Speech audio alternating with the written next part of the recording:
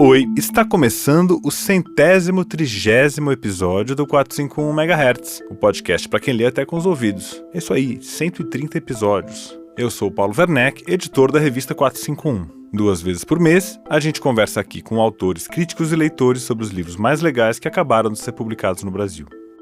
As mulheres realmente compram a ideia de que ser mulher é, acima de tudo, ser uma mãe cuidadora, uma cuidadora de todas, né? E elas vão se esfalfando numa lógica neoliberal de tentar mesmo dar conta de ser CEO da empresa, trabalhar, fazer o que os homens fazem e ainda serem essas cuidadoras.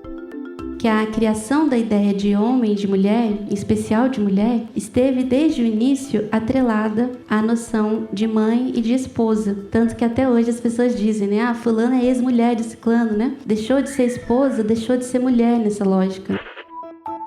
Você acabou de escutar a psicanalista e escritora Vera Iaconelli e a psicóloga e escritora Geni Nunes. Eu ainda vou falar mais sobre elas, mas antes eu preciso te avisar que esse episódio do 451 MHz é realizado com o apoio da Lei de Incentivo à Cultura.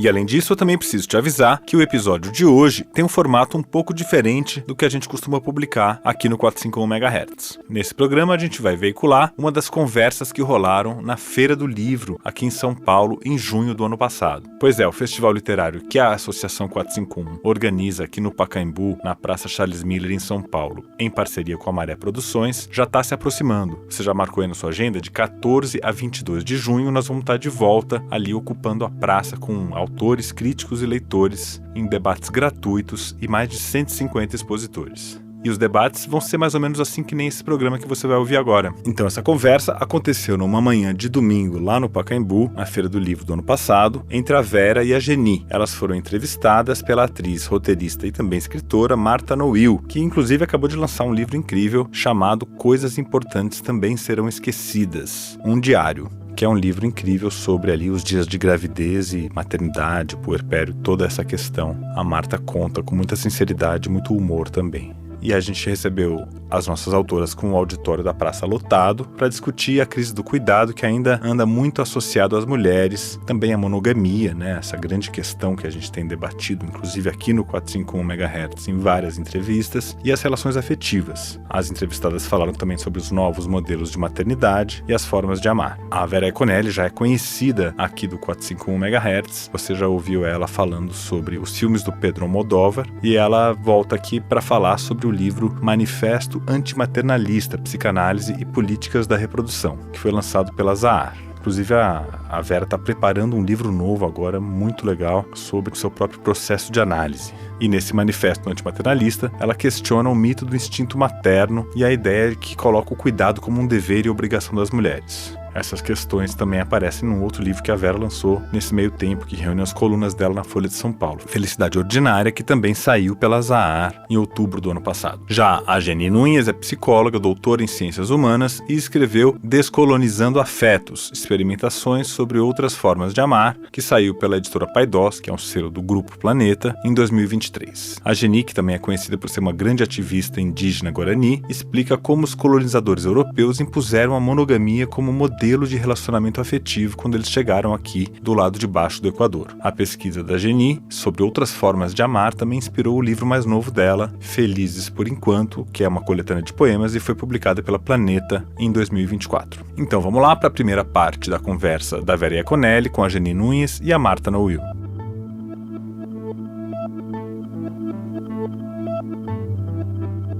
Bom, então vamos lá, gente. Eu gostaria de chamar ao palco as nossas autoras convidadas. Por favor, chega mais. Vera Iaconelli. Palmas para Vera. Seja muito bem-vinda. Por favor, se acomode aqui. Para conversar com a Vera, nós convidamos a Geni Nunes. Geni, seja muito bem-vinda. Palmas para Geni. Tudo bem? Muito obrigado, Geni. Aqui também ao lado da Vera, por favor.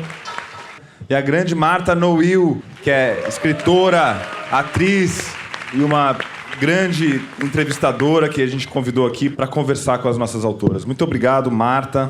Marta preparando um livro aí também, que também vai ser como esses aqui, que mexem com a gente, que fazem a gente repensar coisas centrais da vida. Obrigada, Paulinho. Obrigada pelo convite. Eu não vou gastar tempo dessa mesa dando currículos. Vera Iaconelli, psicanalista, escritora, diretora do Instituto Gerard de Psicanálise. Geni Nunes, psicóloga, escritora, poeta.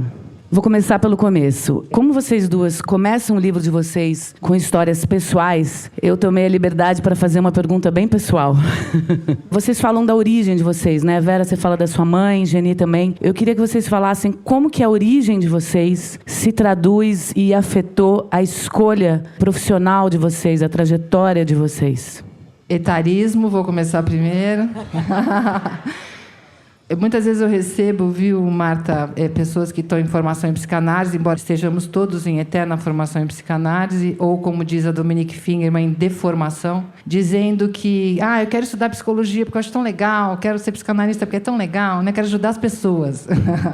Eu estou rindo porque é para rir mesmo. Eu, no meu caso, eu só posso dizer que eu comecei a psicanálise e a psicologia porque eu sofria muito, não tinha muito o que fazer com isso, a não ser ir lá tratar. Então, a psicanálise, para mim, foi... E a psicologia, no começo, sempre foi uma forma de tratar minha neura, meu sofrimento, minha angústia. E aí, em um dado momento, isso fez de mim.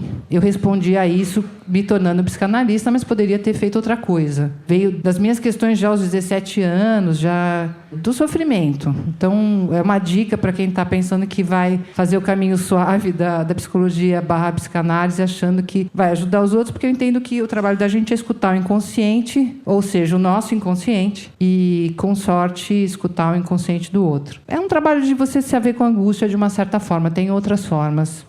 Bom dia, estou muito feliz de estar aqui, eu agradeço pelo espaço, pelo convite. Pensando nessa questão da minha trajetória pessoal, algo que me marcou bastante foi o fato de que a minha família, como muitas outras famílias indígenas, negras, enfim, desse território, sofreu a evangelização, a catequização, e eu fui selecionada para ser uma missionária junto ao meu povo.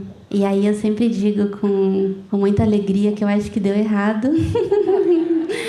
Mas é um pouco dessa relação também com a palavra, né? Que uma das narrativas do nosso povo é de que quando uma pessoa engravida, ela é engravida de uma palavra. E aí, para mim, a psicologia e a psicanálise em especial tem um respeito com a palavra que me toca muito e me encanta muito. Então, é um pouquinho por esse caminho. Nessa narrativa pessoal, que é também coletiva, eu fico pensando assim que, embora se diga que a língua oficial do Brasil é a língua portuguesa, há outras muitas línguas que se falam nesse território, para além das línguas indígenas, a própria língua portuguesa já não é mais tão portuguesa assim. Então, me interessa muito pensar que outros fins, usos, encantos a palavra pode ter para além de uma pretensa descrição da realidade. E eu acho que tanto a psicanálise quanto a poesia conseguem olhar para a palavra com esse respeito por ela. Então, um pouquinho por aí. Quando eu li os livros de vocês, a minha cabeça deu um tilt, assim.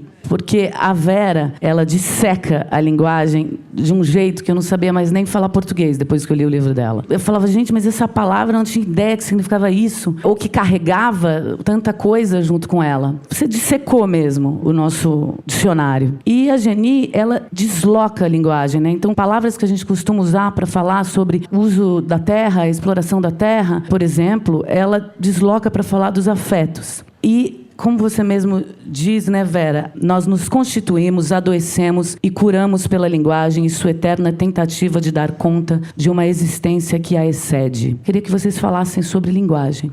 Estamos condenados a ela. Na psicanálise, a gente trabalha escutando o sujeito num lugar muito privilegiado e muito maluco. Acho que o grande trabalho de se tornar psicanalista é ir escutando o sujeito, não naquilo que ele fala, que é tão eloquente e tão preparado e tão organizado como se espera que as pessoas falem no dia a dia, mas exatamente onde ele falha, onde escapa a palavra, onde a gente passa vergonha. Onde a gente passa vergonha porque a gente queria falar uma coisa assim, e ali ali que o psicanalista fala, fale mais sobre isso que você disse sem querer dizer e que diz mais de você do que você gostaria de ter dito. Nossa, ficou complicado esse negócio. Mas assim... Mas anota que essa frase é boa.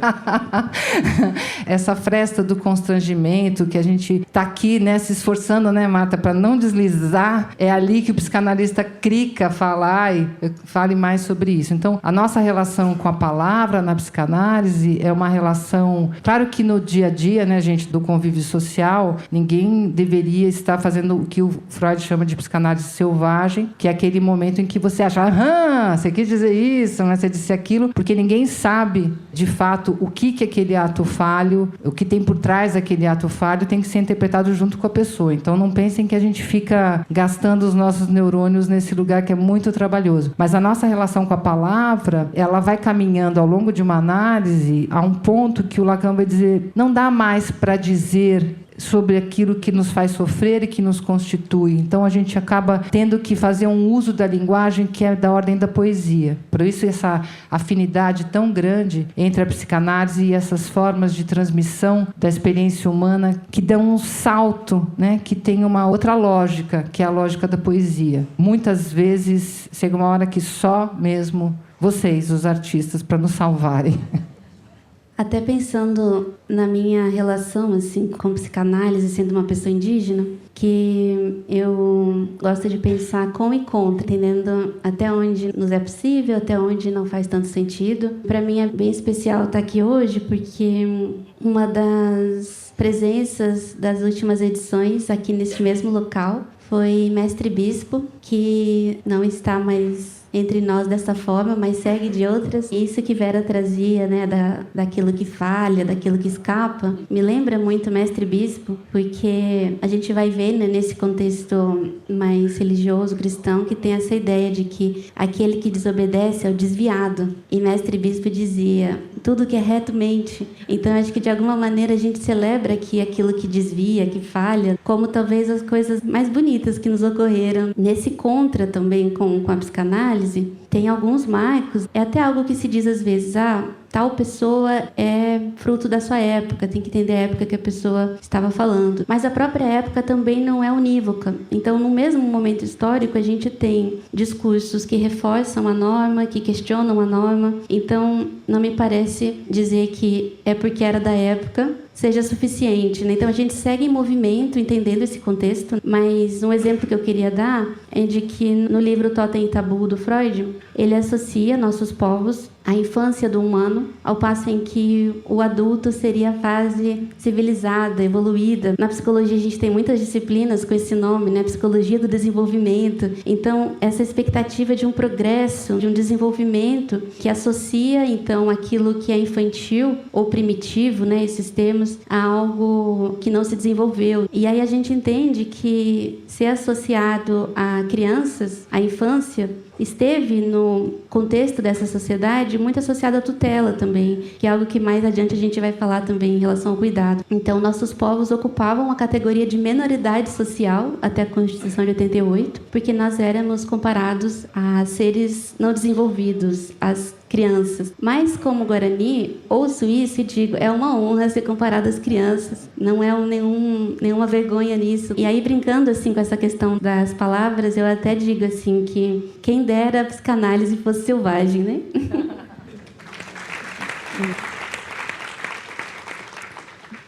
Eu queria que vocês falassem um pouco sobre os conceitos, Vera, de maternalismo e Geni, você de monogamia. Um pouco assim das origens, a quem eles estão servindo. E se a gente puder falar um pouco sobre o prazer, principalmente das mulheres, dentro dessa pergunta, eu acho que tem a ver. Bom, eu me deparei com essa questão do maternalismo, que é uma ideologia que começa na virada do século XIX para o século XX e que a gente reconhece totalmente no nosso dia a dia, que esse caldo de cultura nos atravessa, que faz crer que as próximas gerações, as crianças, são de inteira responsabilidade das mulheres. Então, e não é só isso, né? O maternalismo, ele vai supor que uma mulher é, acima de tudo, uma mãe, mas não só uma mãe do seu filho, mas ela também é mãe do seu marido, ela é mãe dos seus pais velhos, ela é uma cuidadora de qualquer forma. Então, às vezes, a pessoa fala assim, mas eu não vou ter filhos. Então, isso não é um problema que me diz respeito. Não, você não está entendendo, amiga. Você é a cuidadora do seu chefe quando ele não está muito bem, você é a cuidadora de todos os seus amigos, do seu irmão mais velho, que é CEO da empresa, mas, no fim das contas, é você que tem que cuidar dele se precisar. Então, a gente tem um lugar daquela pessoa que está sempre disponível ali para o outro, enquanto o outro brilha, realiza. Só que isso...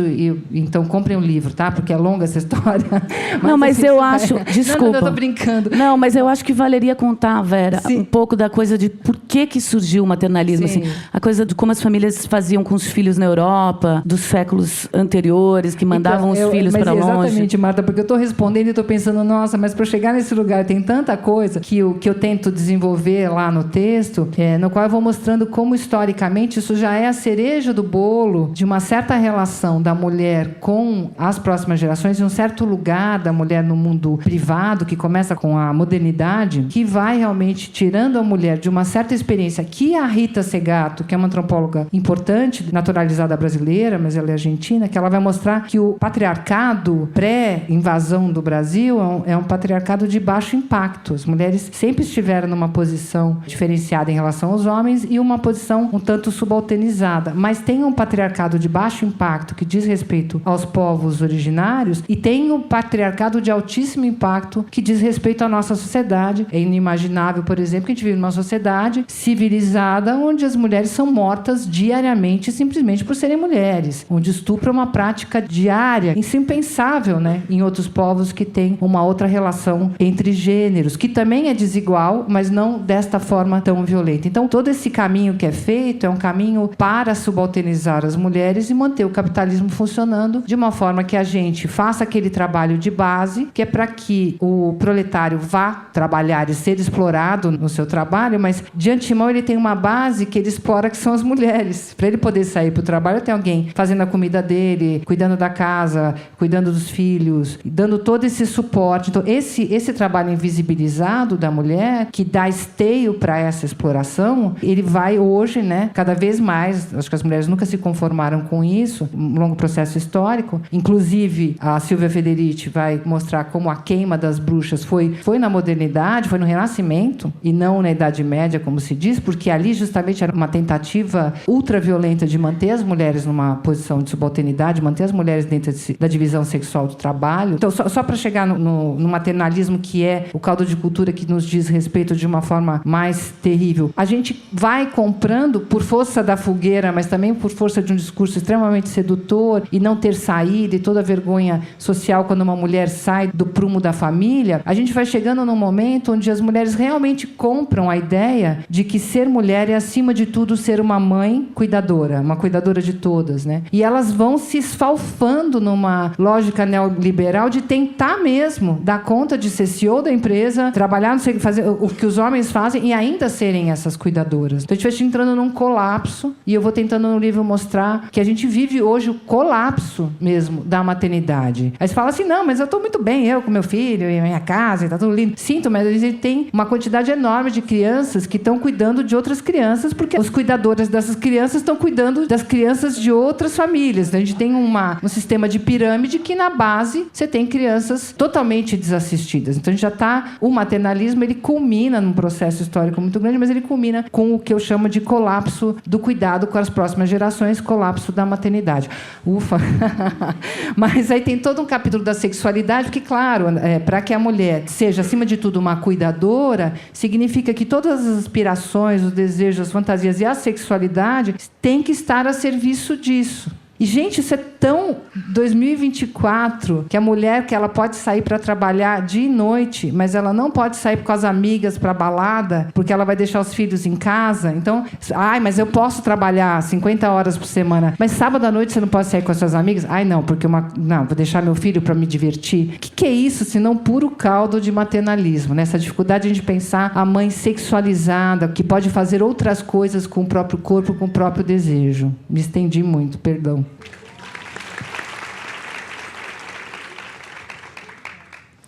Tenho pesquisado nos últimos anos, uma das minhas fontes são as cartas jesuíticas. E a partir dessa pesquisa, o que eu fui percebendo é que a palavra homem e mulher, embora ela pretenda ser uma descrição neutra da realidade, é fruto dessas invenções também. Então, nessas cartas aparece o seguinte, que nossos ancestrais eram nomeados como animais, bichos, selvagens, e que só se tornariam humanos conforme passassem pelo processo civilizatório. Então, para que alguém seja homem e mulher, é preciso que antes seja considerado humano. Então, esse marco do gênero é algo que, dentro dessa investigação que eu vou fazendo nas cartas, aparece o seguinte, que a criação da ideia de homem e de mulher, em especial de mulher, esteve desde o início atrelada à noção de mãe e de esposa. Tanto que até hoje as pessoas dizem, né? Ah, fulana é ex-mulher de ciclano, né? Deixou de ser esposa, deixou de ser mulher nessa lógica. E nesse sentido, algo que eu trago assim no meu trabalho é de que onde houve homem e mulher, houve desigualdade. Mas não há homem e mulher em todos os lugares onde há agentes no mundo. Vou tentar dizer de uma outra forma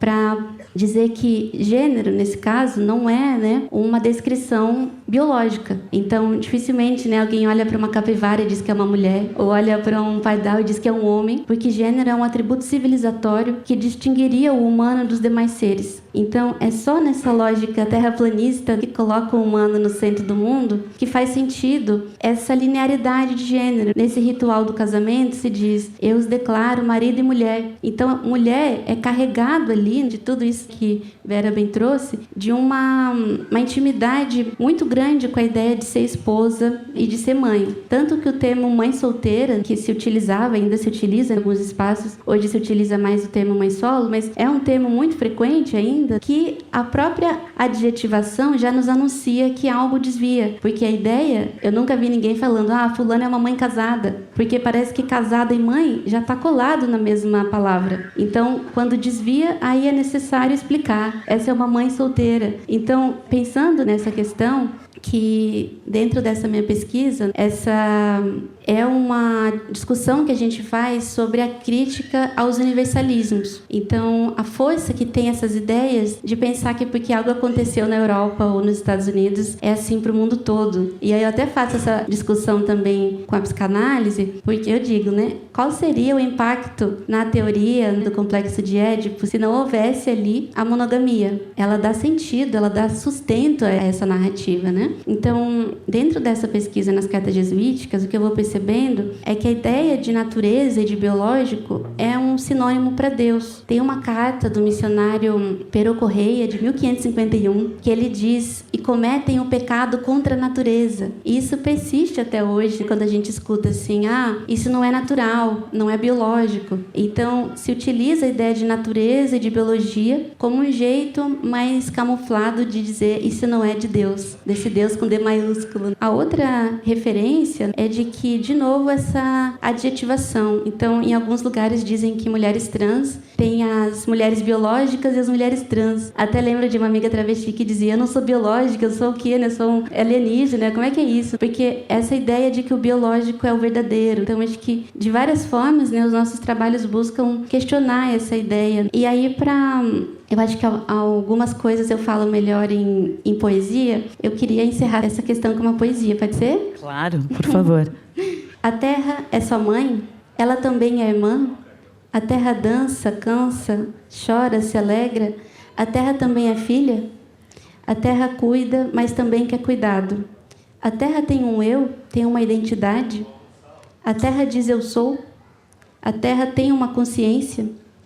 E se a terra quisesse só areias, folhas, gotas, sem dar a isso contorno algum, sentido nenhum, seria uma mãe desnaturada? Será que os fungos, os vírus e as bactérias também acreditam ter uma mãe? E se todos os seres precisam, mais ou menos, de algum colo, de algum amparo, de algum alimento, não será suficiente senti-los sem chamá-los nossa mãe? E nadar no mar sem que ele seja nosso pai é pouco?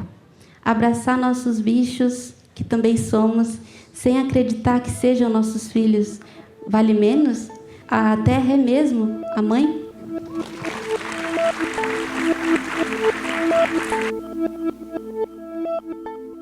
E agora, eu queria dar um recado para você que é ouvinte aqui do 451 MHz. A gente sabe que você nos acompanha e agradece pela sua audiência. Mas será que você já é um ouvinte entusiasta? Com apenas R$ 23,00 por mês, e a gente está reajustando esse valor no mês que vem, você contribui financeiramente para a realização do podcast e ainda tem o seu nome lido no final do programa como forma de agradecimento. Além disso, você recebe uma assinatura digital da 451 e com ela tem acesso completo a tudo que a gente já publicou sobre o mundo dos livros no site e também nas nossas newsletters e outros conteúdos que a gente produz para quem ama livros. E se você virar um ouvinte entusiasta, você ainda ganha acesso ao nosso clube de benefícios, que dá direito a descontos de até 40% nas melhores editoras brasileiras. Então eu te convido a ir lá no 451.com.br e fazer a sua assinatura. E aproveita para explorar o nosso site, que traz tudo sobre os últimos lançamentos nas livrarias, os debates relevantes na sociedade e foi realizado com o apoio financeiro dos nossos leitores. Corre para fazer a sua assinatura antes do nosso reajuste anual. Eu também queria te contar que todos os episódios do 451 MHz têm uma página de repertório lá no nosso site. Então, se você quiser saber mais sobre a entrevista, os melhores momentos da conversa e as curiosidades relacionadas ao tema, é só entrar na seção de podcasts do nosso site.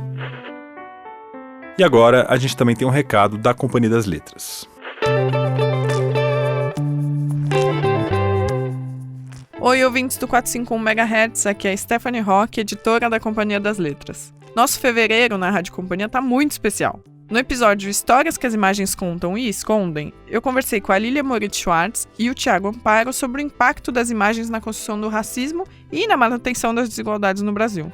No nosso mais recente episódio, eu recebi o Lira Neto e a Bruna Calil Otero. O Lira está lançando a nova biografia de Oswald de Andrade e os dois falaram sobre esse personagem, um dos mais controversos da literatura brasileira. Esses 2 episódios já estão no ar, então quando acabar aqui, te espero lá, hein?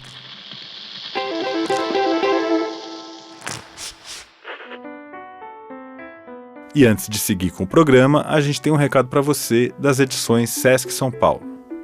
As edições Sesc São Paulo e Edusp lançam em coedição Franz Krajberg, A Natureza como Cultura. A obra de João Meirelles, amigo e biógrafo de Krajberg, é fruto de quase 40 anos de intensa pesquisa. O livro apresenta a vida e a obra deste que é considerado um dos maiores artistas plásticos do século XX. Nascido na Polônia e sobrevivente do Holocausto, Krajberg emigrou para o Brasil em 1948.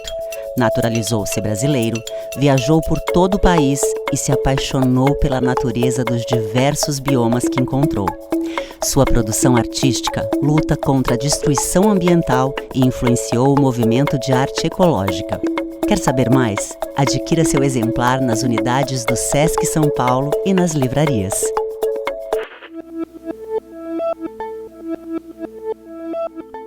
E antes de seguir para a segunda parte da conversa entre a Vera, a Geni e a Marta, eu queria te convidar a ouvir o nosso último episódio narrativo do 451 MHz. É isso mesmo, a gente publicou por ocasião dos 80 anos de morte do Mário de Andrade, um episódio especial em formato narrativo sobre o turista aprendiz. É o diário de viagem que o Mário conta como foi a expedição que ele fez em 1927 lá para a Amazônia. Ele subiu o rio Amazonas até o Peru, pegou Madeira até a Bolívia e foi por Marajó até dizer chega. Então a gente caprichou aqui nesse episódio, que tem o roteiro da Paula Saqueta e que tem uma trilha sonora, vários entrevistados. A gente tenta falar por que essa viagem à Amazônia, que foi realizada quase 100 anos atrás, ainda é muito importante no Brasil de hoje. Então corre lá no nosso feed do 451 MHz e aproveita o feriadão para ouvir o nosso episódio especial narrativo sobre o Mário de Andrade, o turista aprendiz.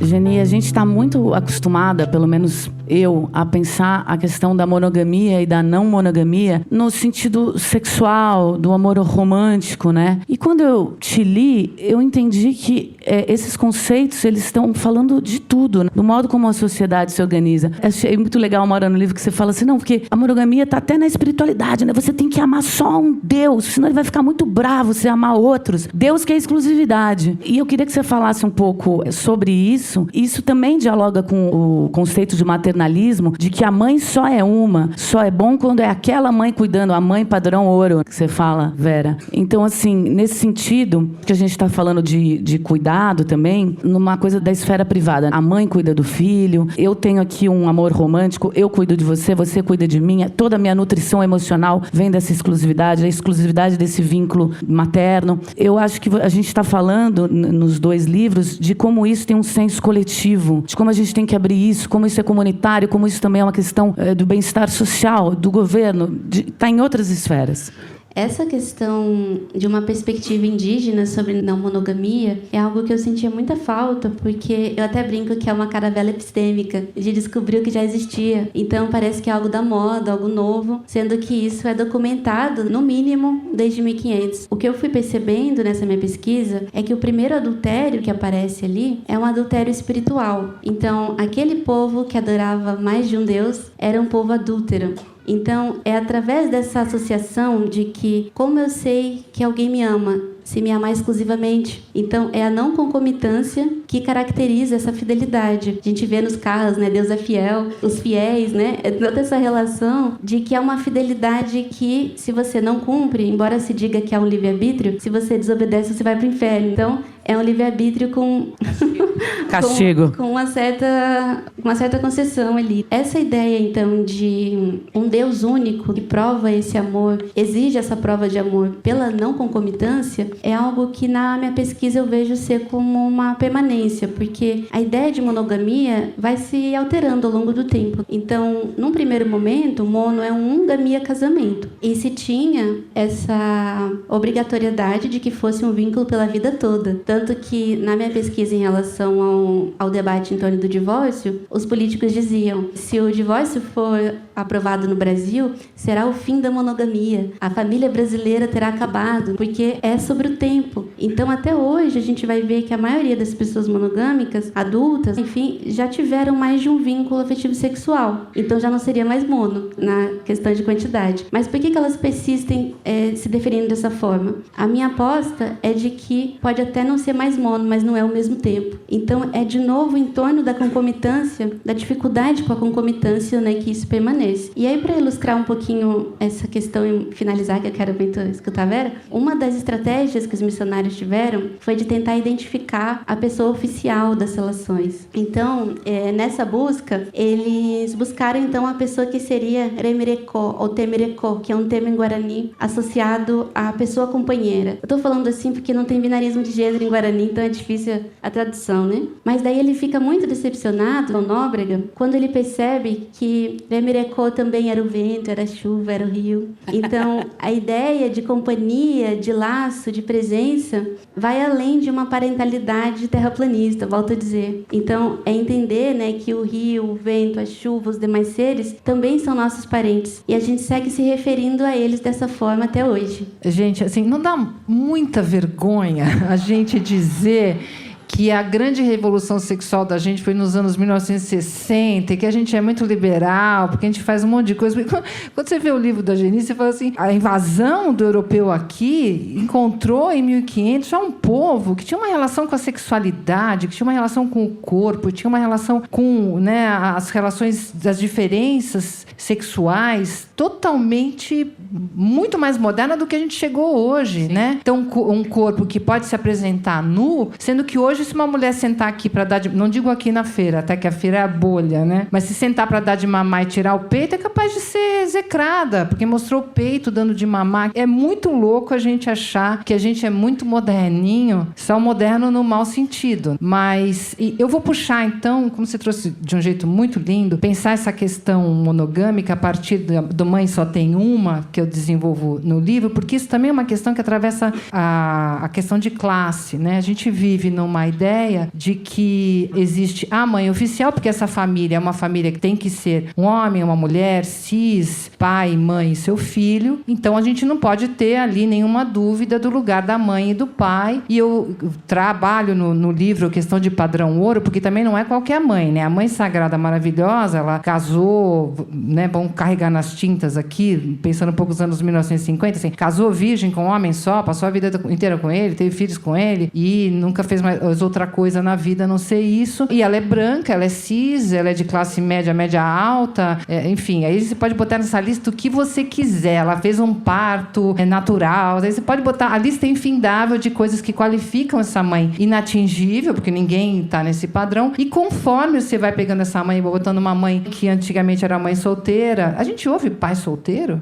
A mãe solteira e essa mãe solteira é uma mulher trans ou ela é lésbica, e tudo isso ela é negra, ela é pobre, até você vai chegando do padrão ouro, que é sempre inatingível, para esses desqualificações, até que você chega num ponto onde esta mãe não pode ficar com esse filho. Esse filho, o Estado vai lá e fala, não, você não serve, nós vamos pegar esse coitadinho e vamos levar ele para uma outra família, que sim, vai ser padrão ouro, e ali ele vai ser feliz. Assistam Cidadão Kane e vejam como ele ficou feliz no fim, depois de ter sido tirado da sua família para se tornar alguém. Final do Cidadão Kane, que ele fala Rosebud, e você vai descobrir o que era o Rosebud.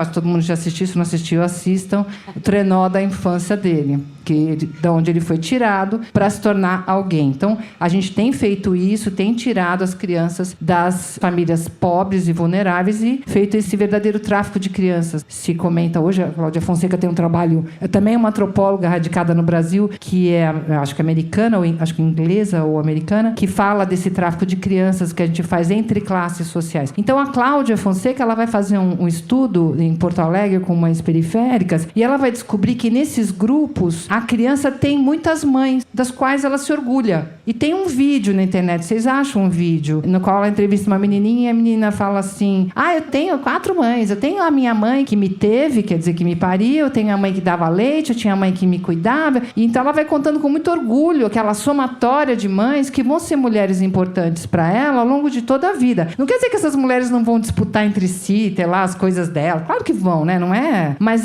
tem um valor, muitas mães têm um valor. Quando você vê a adoção, quando pega essa criança, por exemplo, ela vai ser adotada por uma classe mais abastada, a primeira coisa que faz é apagar o histórico da mãe que teve. Não queremos saber nada sobre isso, não queremos somar mães. Porque ninguém vai querer que bata na porta e diga, olha, queria ver a Claudinha, por exemplo, que a menina chama Claudiane. Queria ver a Claudiane. Não, você é pobre, a gente está aqui fazendo um corte. A Cláudia Fonseca vai chamar de corte seco, porque a gente só pode ter essa mãe de classe média, média alta. Então, a monogamia, eu achei muito lindo você trazer isso daqui. E aí a gente vai, eu fui criada pela minha avó, que vergonha. Como assim? Que maravilhoso ser criado pela avó. Se a avó for legal, é maravilhoso, né? Se a avó for um horror, vai ser um horror. E fui criado pelo meu pai, fui criado por, não sei, X, né? Então, somar essas figuras cuidadoras para que a gente possa positivar as famílias que a gente tem, as famílias reais, e não essa fantasia delirante de uma mãe, um papai e um filhinho, né?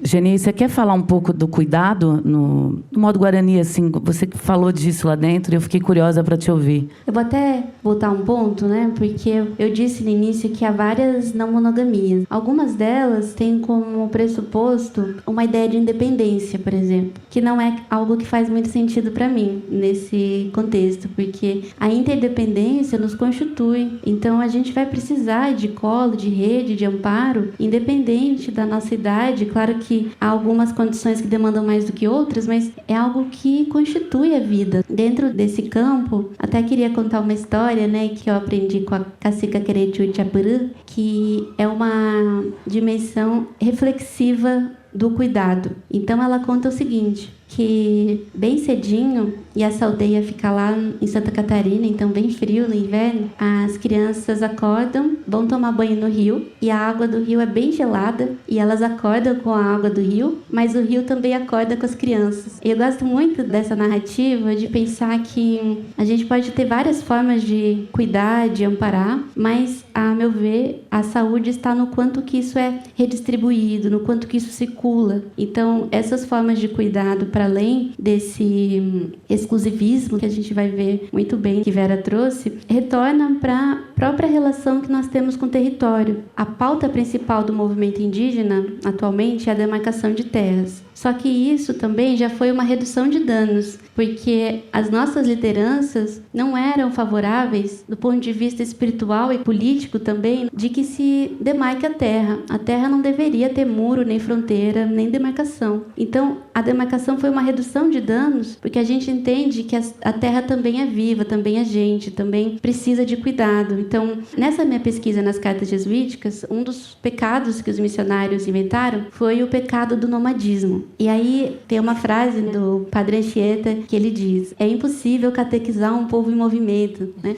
Então era necessário que houvesse algo que até dentro do campo antropológico, né, se chama as reduções indígenas, que a meu ver são nomes muito ilustrativos, não só da redução do território, literalmente, mas da redução de um jeito de estar no mundo. Então a gente vai ver que muitos casos, por exemplo, de violência doméstica, a pessoa que está sofrendo essa violência não tem para onde ir. Essa ideia de uma fixidez, você não tem o direito, não tem como circular, é algo que eu volto para pensar a questão do marco temporal, de novo, que para mim é um nome muito adequado, porque, a meu ver, é sempre em torno de um tempo que essas violências coloniais ocorrem. Então a gente vai ver, por exemplo, até chega para mim algumas questões assim: eu não tenho tempo para ter 2 ou mais relações, porque uma só já me exaure muito. E tem várias pesquisas que mostram isso, que ser uma mulher mãe, casada, heterossexual, especialmente de outras camadas populares, rende cerca de 8 horas a mais de trabalho. Então é claro que não vai haver tempo para descansar, para brincar, para... Não remunerado, né? Não remunerado, exatamente. Então, um dos estereótipos que se tem contra nossos povos é de que nós seríamos preguiçosos. E é muito interessante isso, porque quem escravizou não é folgado, mas quem foi resistente à escravidão, sim. Mas, para além disso, acho que volta para esse trabalho de exercer o cuidado, que há, sim, muito trabalho nos nossos territórios. Trabalho com o cuidado das crianças, dos mais velhos, com o plantio. Só que não é um trabalho que visa a exploração e o lucro alheio. E daí parece que é folga, né? Até se diz a folga e o folgado. É toda uma relação que também volta para uma dimensão sexual. Porque não sei se na região de vocês tem esse termo de usar assim: fulana é uma vagabunda. E esse termo aí tem 2 sentidos. Tanto usado naquela que não trabalha, quanto aquela que teria uma performance sexual não hegemônica. Então, além de não trabalhar, ainda está usando o tempo para o prazer dela, né? Então, acho que volta para um debate de pensar o cuidado muito relacionado ao descanso também, né? Para mim, isso retorna não para a gente dizer que o objetivo é a independência, mas pensar de que jeito que essa interdependência pode acontecer de um jeito saudável. É muito legal você falar isso, porque a gente realmente tem essa dupla, mas só no feminino, né? A vagabunda, no sentido erótico, para homem não funciona. Você pode usar, mas é muito periférico. Acho que imediatamente a vagabunda associada ao sexual e não trabalho. É bem interessante você trazer isso. Bom, eu não sei o quanto ficou forte, eu gostaria de reiterar isso no livro, porque no livro eu vou mostrando como tem toda uma injustiça em relação a quem cuida das próximas gerações e como isso vai levando a gente a um colapso e que a gente teria que repensar, então, a nossa posição em relação ao gênero. Mas a questão é muito além de pensar como está essa divisão sexual do trabalho de cuidado, mas de pensar a própria ética do cuidado numa sociedade, que eu acho que esse contraponto da Geni é sensacional, uma sociedade que não pensa no cuidado, uma sociedade que se baseia na ideia da exploração, da segurança, de nos protegermos uns dos outros, de explorarmos uns aos outros, de vencer. E, na verdade, uma ética do cuidado é a única ética da sobrevivência. Então, a ideia não é só dizer: olha, toma que o filho é teu, sou mulher, não quero mais ficar cuidando das crianças. Vamos transformar o cuidado, que é a posição menos valorizada na nossa sociedade, como aquilo que deveria ter o maior valor. Porque, veja, se a gente está dizendo que as mulheres são as detentoras dessa responsabilidade, que é cuidar, e a gente sabe que as mulheres são a camada mais explorada, mais violentada, mais morta, mais execrada, mais desprezada, o que a gente está dizendo? A gente está dizendo que o cuidado é tudo isso também, porque senão as mulheres teriam o valor que elas merecem, se elas estão defendendo aquilo que é mais importante. Só que está claro que não é o mais importante. Positivar o trabalho do cuidado como algo de um valor ético acima de qualquer outro é o que deveria estar em questão aqui. E muito obrigada por essa história do rio, porque isso é a coisa mais linda, né? As crianças acordando o rio, vou ficar com essa imagem. Obrigada, Geni.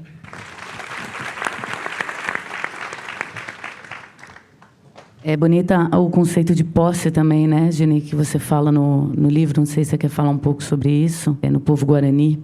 Até voltando para isso que eu falei do marco temporal, para quem não sabe, esse julgamento tem ainda como hipótese de que só teria o direito à demarcação do território aquele povo que estivesse no exato local, a data da Constituição. E isso, para mim, é uma atualização do pecado do nomadismo. É nos punir pelo movimento. E que esse movimento acontece tanto por questões de violência, quanto também por questões cosmogônicas dos povos. E aí, nesse sentido, algo que é muito difícil nesse campo, porque uma das questões do marco temporal é quem é o verdadeiro dono da Terra. Eu estou lembrando disso por uma extensão desse debate, porque essa pergunta, quem é o verdadeiro dono, a gente não tem como responder, porque a gente não concorda com a premissa de ser dono da Terra. Então, pensar essa questão de quem vai ser o dono, não se trata de substituir quem vai ser o dono, mas de não só desconstruir, mas destruir essa ideia de que é possível ser dono de um rio, de uma floresta, de uma outra pessoa. Então, a própria escravização é essa ideia de posse a um nível extremo também. Na gramática guarani, a gente não tem pronomes possessivos. E eu penso que o modo como uma língua se estrutura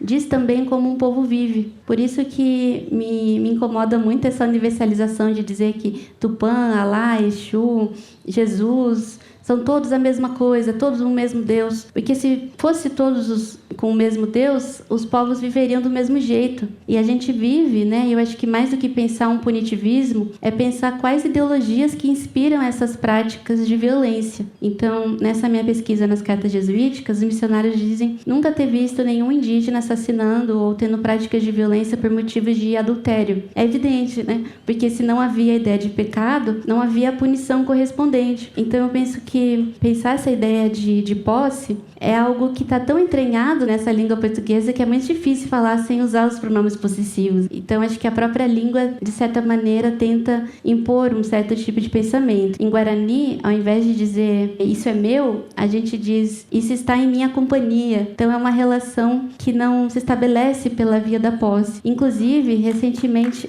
Obrigada. Agradeço. Recentemente eu tive a honra de escrever um capítulo para um livro de apoio e solidariedade à Palestina, e queria dizer de novo publicamente do meu posicionamento em relação a isso. E aí a confluência que eu tive de escrever esse tema foi de dizer o seguinte, que em Guarani a gente tem 2 nós. É até legal porque tem mais nós do que eu no modo ali.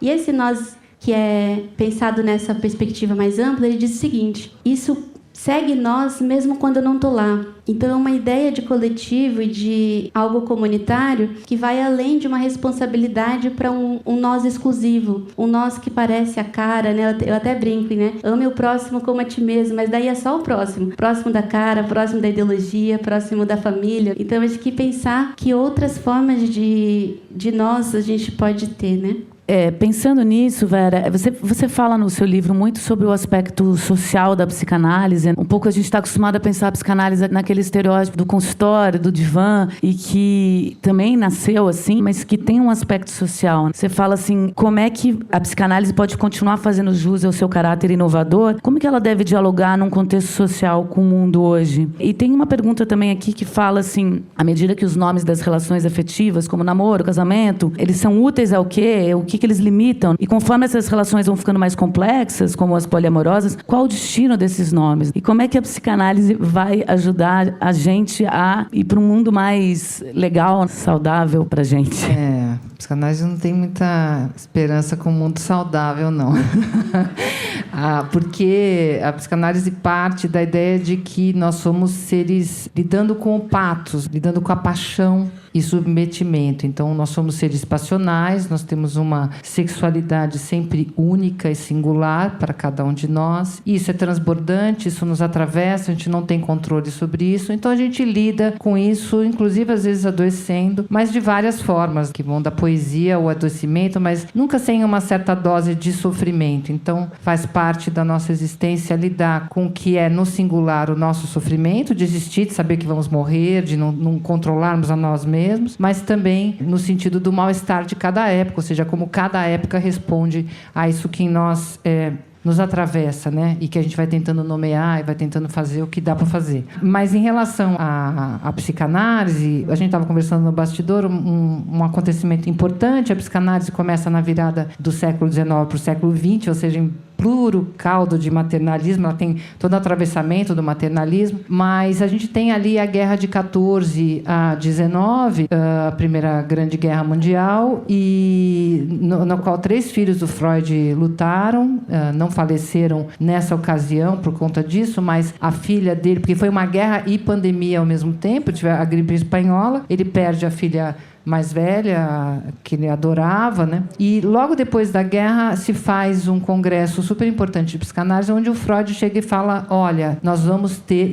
só uma parte, né? Então, pós-guerra, os soldados voltando destruídos, foi uma guerra violentíssima, e as pessoas traumatizadas, e na época se imaginava que um soldado traumatizado era um covarde. São os psicanalistas que começam a dizer, não, gente, isso é trauma, isso é sofrimento, isso... o cara não consegue andar, não consegue falar, não consegue lutar, isso não é covardia, né? Então o Freud chama, nesse congresso de 1919, ele chama e fala assim, nós precisamos transformar a psicanálise em algo que seja acessível para todos que desejarem e precisarem. Então nós precisamos transformar a psicanálise, fazer o SUS da psicanálise, vamos dizer assim. Então ele já está chamando, e aí a partir daí se fazem as clínicas sociais da psicanálise, exatamente 100 anos atrás. Depois, com a Segunda Guerra Mundial, Freud morre em 39, tentando sobreviver à violência nazista, e assim tem toda uma dispersão dos psicanalistas que estavam ligados a um judeu, então mesmo os não-judeus tiveram que se mandar, e nisso tem uma dispersão e eles vão tentando se adaptar, né, a psicanálise nos Estados Unidos, a psicanálise em outras regiões. E essa psicanálise vai ficando cada vez mais elitista, porque tudo que dissesse respeito ao que era comunitário, ao tudo que tinha, soava como, e era mesmo, né, ultrasocialista, e os caras tiveram que se organizar de um outro jeito. Então a gente é herdeiro de uma psicanálise que tem no seu DNA uma busca pelo atendimento cada vez mais horizontal, que a gente tenta recuperar hoje, mas tem uma história aí de tornar uma cada vez mais elitista, privatizada. E hoje a gente recupera com as clínicas de rua. São Paulo tem, né, aí na Praça Roosevelt. A gente tem outros lugares nos quais a gente tem clínica, a Casa do Povo, clínica de rua, que atende as pessoas que chegarem, sentam e conversam e tem um atendimento psicanalítico, tentando recuperar algo que está no DNA da psicanálise, mas que foi sendo desvirtuado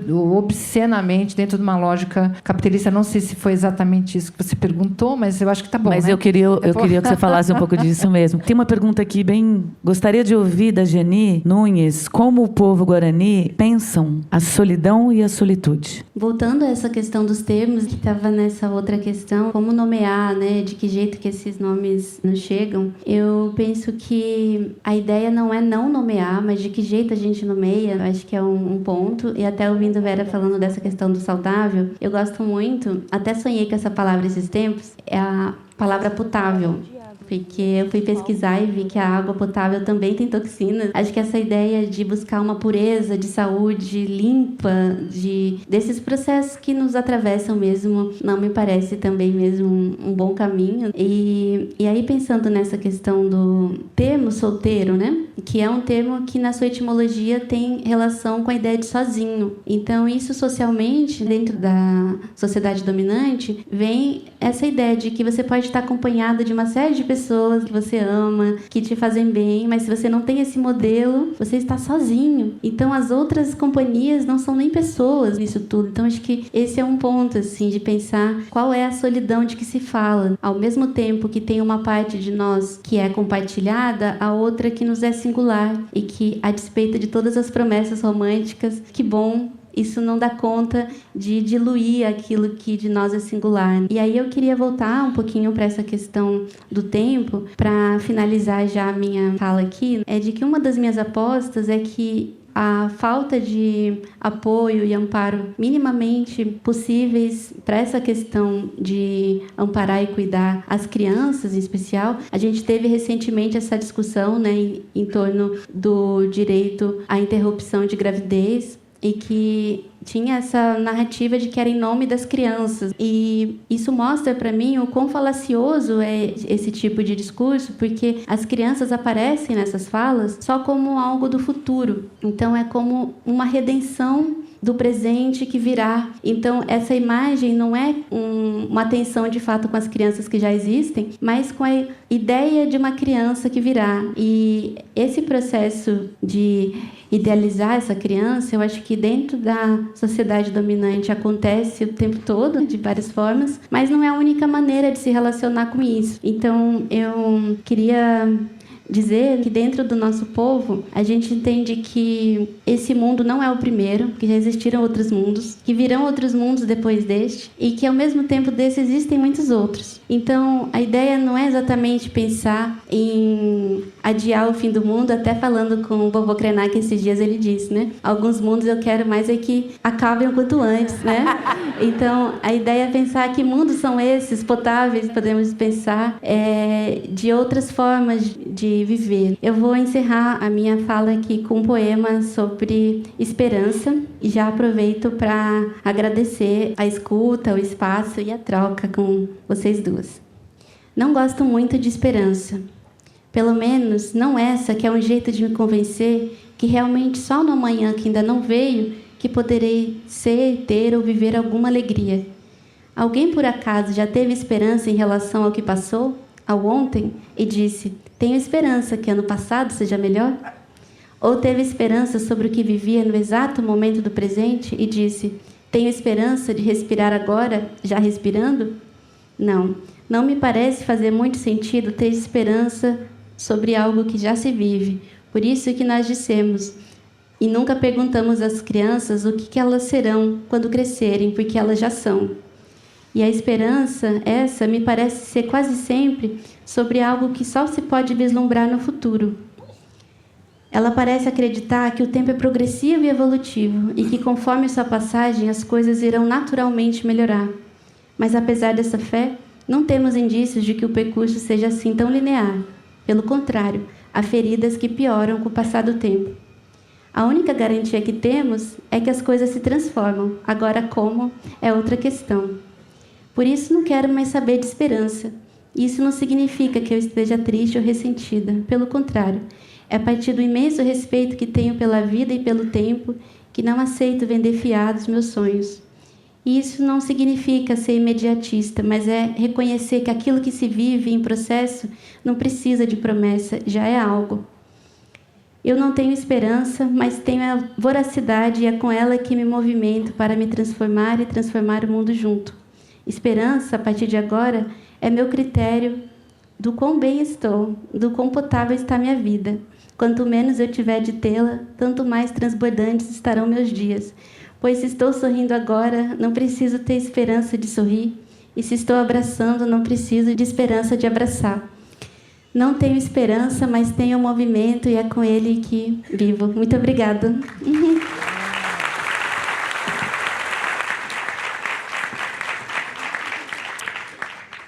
Eu vou ler um trecho do livro da Geni, mas é para fazer uma última pergunta para vocês duas comentarem esse trechinho.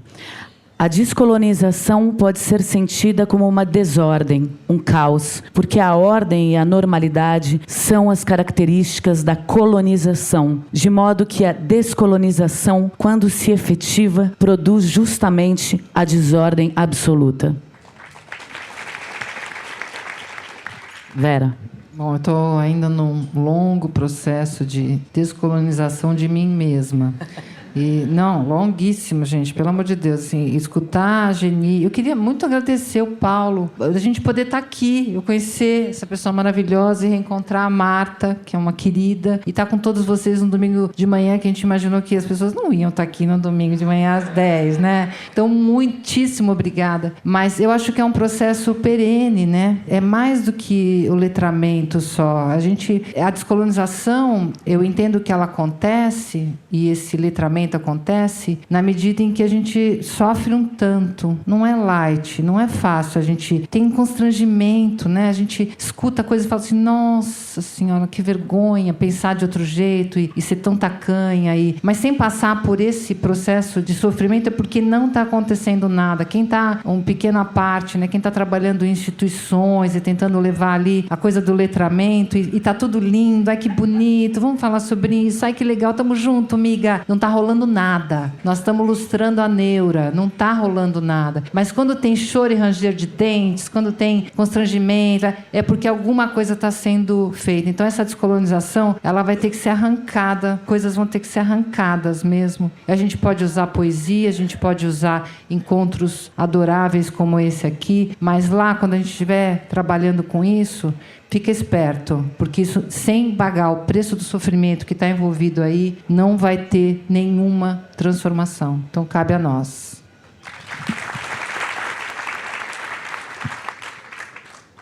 Queria muito agradecer também. Foi um prazer. Eu sei que a gente costuma usar essa frase meio que automática, foi um prazer, né? Mas foi mesmo.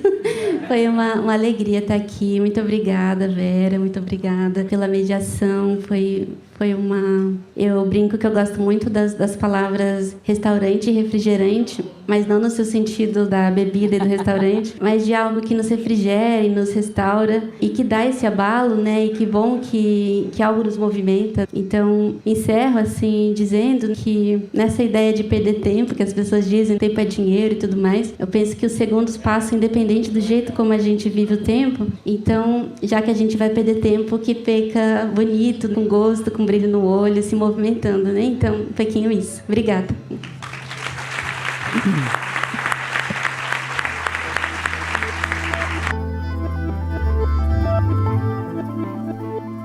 E antes de me despedir, eu queria passar para o quadro do 451 MHz, que traz o melhor da literatura LGBTQIA+, de todos os tempos.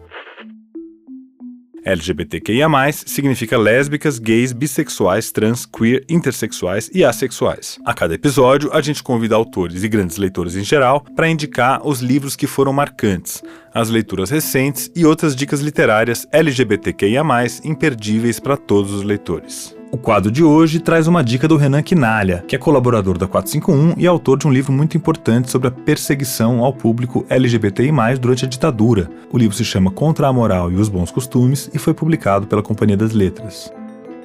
Olá pessoal, Renan Quinalha aqui. Quero indicar um livro muito especial para vocês que eu acabei de ler recentemente, que é o NECA, da escritora Amara Moira, que saiu pela Companhia das Letras no fim do ano passado, 2024. Esse livro é muito interessante porque, de partida, a forma dele já é subversiva. Ele é todo escrito na linguagem das travestis ou dos terreiros brasileiros, né, que é o bajubá, ou pajubá, uma linguagem que as travestis usavam e têm usado historicamente para se defender, se proteger, não serem compreendidas diante da polícia, diante de clientes, diante de outras pessoas que possam, numa sociedade que é bastante violenta com esses corpos trans, praticar esses tipos de agressões. Então o livro é todo baseado num relato, numa narrativa bastante frenética, numa oralidade muito marcada na linguagem, de uma travesti mais velha que reencontra um amor do passado, que é uma travesti mais jovem, ela vai relatando a sua vida, suas viagens, suas experiências sexuais, os fetiches, enfim, numa linguagem toda muito provocativa, com muitas passagens engraçadas também, com humor muito afiado. Então recomendo demais que vocês vejam. É um livro que tanto em forma como em conteúdo, ele traz uma novidade, aí ele areja o que a gente tem visto da literatura contemporânea brasileira. É isso, um beijo, um abraço, tchau, tchau. Bom, agora aproveita que você está aí com o seu celular por perto e faz uma avaliação desse episódio e também do podcast. No Spotify e no Apple Podcasts, por exemplo, você pode dar 5 estrelas para o nosso programa e comentar o que você achou desse episódio. É só clicar no ícone com as 5 estrelinhas e atribuir a sua avaliação. Você também pode indicar agora mesmo o 451 MHz para outras pessoas. É só clicar no botão de compartilhamento e enviar por Zap para as pessoas com quem você gosta de discutir temas literários. Assim você ajuda o nosso conteúdo a chegar aos novos amantes da literatura. E antes de dar tchau, eu queria agradecer aos nossos ouvintes entusiastas que colaboram financeiramente para a realização do podcast com R$ 23 por mês. Então, muito obrigado a Adriana Teixeira, a Alexandre Luiz Pereira da Silva, Alexandre Vidal Porto, Ana Carla Dias Braga, Ana Maria Pedrosa Sá Freire de Souza, André Viana, Bruno Felipe Simões Costa, Bruno Schultz, Carmen Manuel Almeida Biscardi, Cristiane Gonçalves dos Reis, Cristiane Bolo, Cíndia Vasconcelos, Daniela Falcone, Diana Radomisler, Diane Maia, Eliane Marta Teixeira Lopes, Elisa Von Randall, Érica Giorgino, Fábio Calvan, Fernanda Calef Barbeta, Guilherme Sorgini, Gustavo Senechal, Irene de Almeida Biasoli, Jaime Mendes, Kellen Gutierrez, Leila Lima, Lúcia Guimarães, Luísa Plastino, Márcia Cristina Fragos, Marcos Apóstolo, Maria Bertrand, Maria de Lourdes Marcial Silva Silva, Maria Paula Barbosa, Barbosa, Maria Rosalina Silva, Mari Henrique Fernandes, Murilo Carvalho, Patrícia Rodrigues Sanches, Paula Fontana Fonseca, Pedro Cogo, Priscila Valverde de Oliveira Vitorino, Regina Gomes Sodré, Richardson Thomas Silva Moraes, Rodrigo Bittar, Rodrigo Moura, Samuel Valim Bolonha, Thiago Barreto, Tomás Muniz Bratfish, Oyara Andrade, Valéria Midena, Valessa Lopes Baldin, Vitor Ribeiro, Vivian Lembo e Veena Guimarães Machado Pimentel. Muito obrigado a todos os nossos ouvintes entusiastas. É isso aí, chegamos ao final do 130º episódio do 451 MHz. O nosso próximo programa vai ao ar no dia 14 de março. O 451 MHz é uma produção da Associação 451. E eu sou o Paulo Werneck.